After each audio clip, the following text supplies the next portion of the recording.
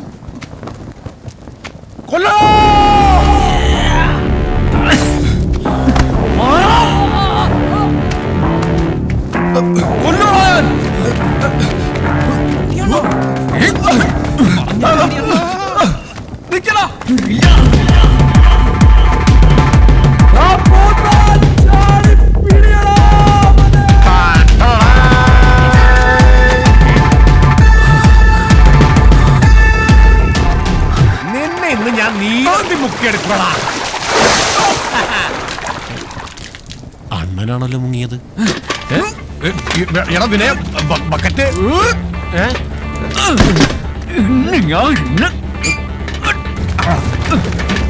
ഇവന്റെ തലക്ക് ഇതാ ചേരുന്നത്.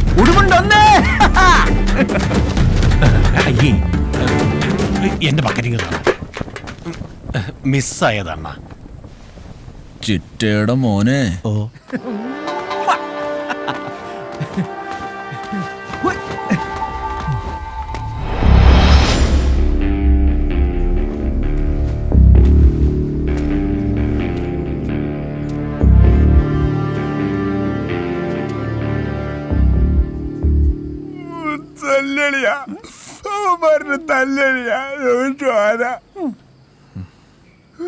പാവം, ഇവന് നന്നായിട്ട് കിട്ടി. നിനക്കൊന്നും പറ്റാഞ്ഞ നന്നായി. നിനക്ക് കിട്ടുന്ന കത്ത് കസ്റ്റു ഞങ്ങൾക്ക് കുത്തും ചോട്ടും. അല്ലല്ലോ ഞങ്ങളും നല്ല ഇവിടെ ആർക്കും ചോദിക്കാൻ പറഞ്ഞില്ലല്ലോ. നിനക്കറിയോ ആ വൈദ്യരോടെ പറ്റിട്ടേ ഇപ്പൊ ചെപ്പത്തി നോട്ടീസ് അയച്ചിരിക്കാ.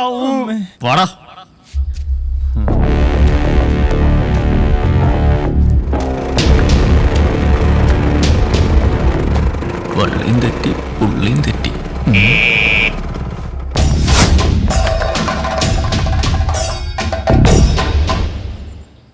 ഈ നിൽക്കുന്നതിൽ ഏത് ചണ്ണതൂറിയാടാ നിന്നെ തല്ലിയത്?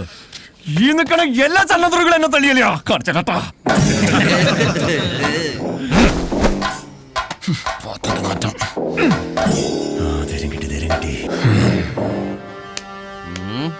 അരേ തു ചക്ക. എന്തുവാടാ? അണ്ണന്റെ തന്തയ്ക്ക് വിളിച്ചാ തോന്നുന്നു. നോക്കി നിൽക്കാതെ തിരിച്ചു വിളിയണ്ണ. എന്താടാ വിളിക്കണ്ടേ? കുമാര എന്തുവാടാ വിളിക്കേണ്ടത്? ബദ്മാഷ്. ബദ്മാഷ്. എന്ത് മാഷ്? ബദ്മാഷ്. ഈ ബദ്മാഷ് എന്ന് വിളിക്കണത് തളയ്ക്ക് വിളിക്കണം. മാഷ് തന്ത തന്ത തള്ളയല്ല. എങ്ങനെയുണ്ട്? വെറും ബദ്മാഷ അല്ല, അരേ തൂ ബദ്മാഷ്. ഇതവനും അറിയാലോ. നീ പോടാ ഊള. അണ്ണ അണ്ണനെ വിളിക്കുന്നു. ഊളെന്നോ? ആരാ വിളിച്ചത്? ചോട ഉണ്ടെങ്കിൽ ഒന്നുകൂടെ വിളിക്കണം. ഓ, വിളിച്ചാ നീ അങ്ങ് മലത്തും. എടാ പിന്നെ നിന്നെ എന്നാ വിളിക്കണോടാ? ബജറങ്കാന്ന പേര് മാറ്റി ആള് മാറോടാ. കള്ള ബിജു.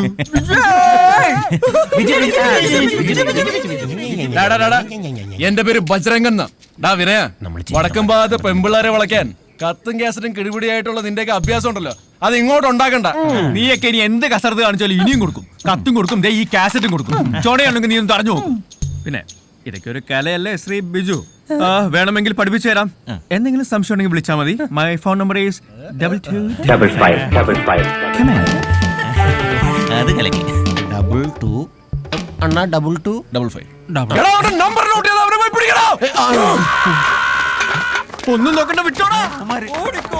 ചാഞ്ഞു നിൽക്കണം മാവേലത്തിരി എന്നോടൊപ്പം കേറി പറിക്കാൻ എനിക്കേറിയൊരു പെണ്ണില്ല. താഴെ നിന്ന് വിളിച്ചോണ്ടേ എന്നോടൊപ്പം കേറി പറിക്കാൻ. പുള്ളിൻ തെറ്റി പുള്ളിൻ തെറ്റി വള്ളിൻ തെറ്റി പുള്ളിൻ തെറ്റി. പാലാട്ടുകരക്കാരും വടക്കുംപാക്കാരും തമ്മിലുള്ള ഈ കലാപരിപാടികൾ തുടങ്ങിയിട്ട് കാലം കുറയായി. പെരുവത്തുകട ഉണരുന്നത് തന്നെ ഈ ആശാമാരുടെ ആക്രോശങ്ങൾ കേട്ടിട്ടാണ്. വിനയനും ബജ്രംഗനും കിളിപ്പീരും കോണലളിയനും ഒക്കെ ഉൾപ്പെട്ട പെരുവത്തുകടവിന്റെ സംഭവ പരമ്പരകൾ ഇന്നും തുടരുന്നു. ഇനി വിനയകഥ.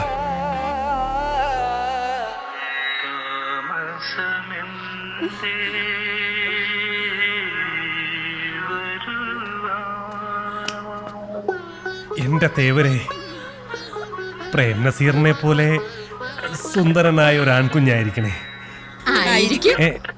ശ്രീദേവി ടോക്കീസിന്റെ ഓപ്പറേറ്റർ ആയിരുന്നു നമ്മുടെ ബാലേന്ദ്രൻ. അന്നൊരു റിലീസിംഗ് പടത്തിന്റെ പെട്ടി വരാൻ വൈകുമ്പോഴുള്ള അതേ മാനസികാവസ്ഥയിലായിരുന്നു.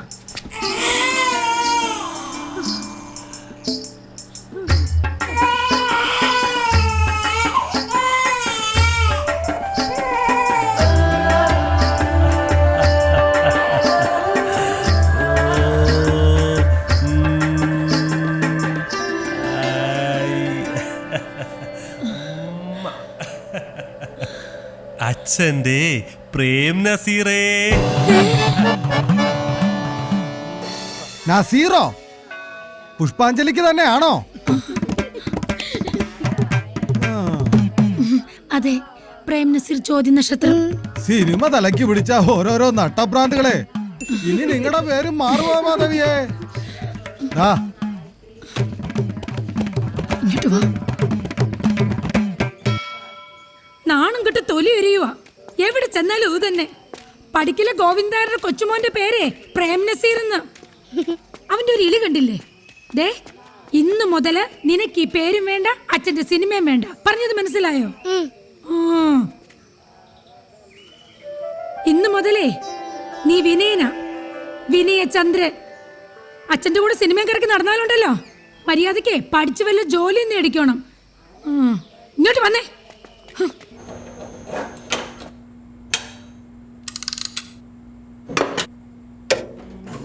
വിനയൻ ശ്രീദേവി ടാക്കീസിലെ പ്രൊജക്ടർ ഓപ്പറേറ്ററായി. അച്ഛന്റെ ഓർമ്മകൾക്കൊപ്പം തന്നെ പ്രൊജക്ടറും ശ്രീദേവി ടാക്കീസും തന്റെ മനസ്സിലേക്ക് വിനയൻ ചേർത്ത് വെച്ചു.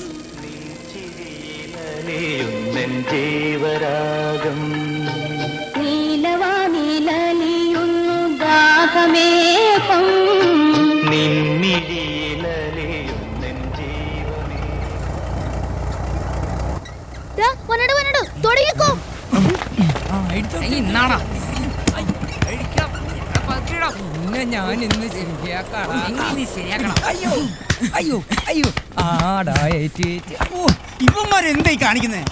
എടാ വഴി.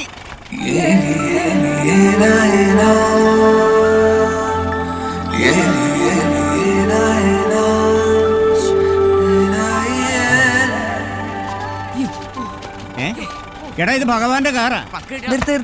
ഒന്ന് മാറാ. വാ പോവാ.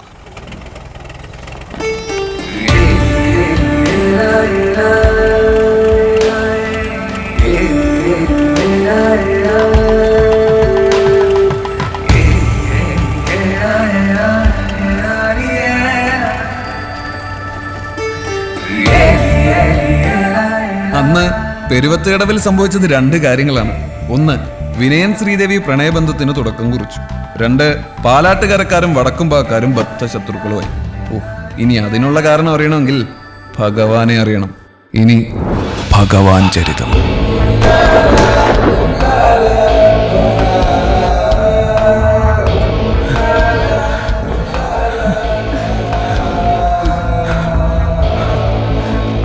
പെരുവത്തുകടവിലെ പ്രമാണിയായ വിശ്വനാഥ മേനോനെ നാട്ടുകാർ ഭഗവാൻ എന്ന് വിളിക്കാനുള്ള കാരണം ഒരു തോക്കാണ്.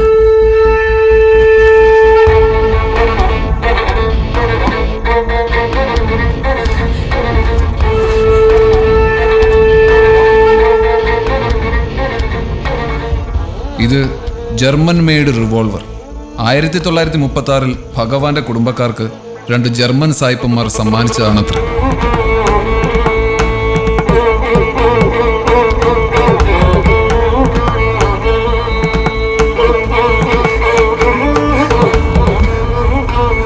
ആകാശത്തോട്ട് നോക്കി വെടിവെച്ചാലും ഉന്നം വെച്ചവന്റെ നെഞ്ചത്ത് തന്നെ ഉണ്ട തുളച്ചു കയറും അത്രേ.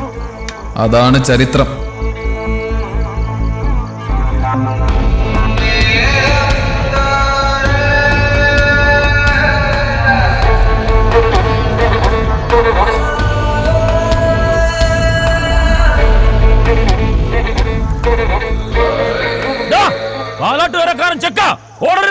ഓടിയ രണ്ടനെ കൊല്ലും ഞാൻ. നിൽക്കാൻ.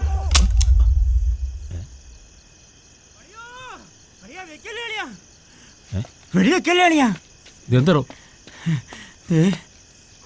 ഉണ്ടേടാ മറന്നുപോയി.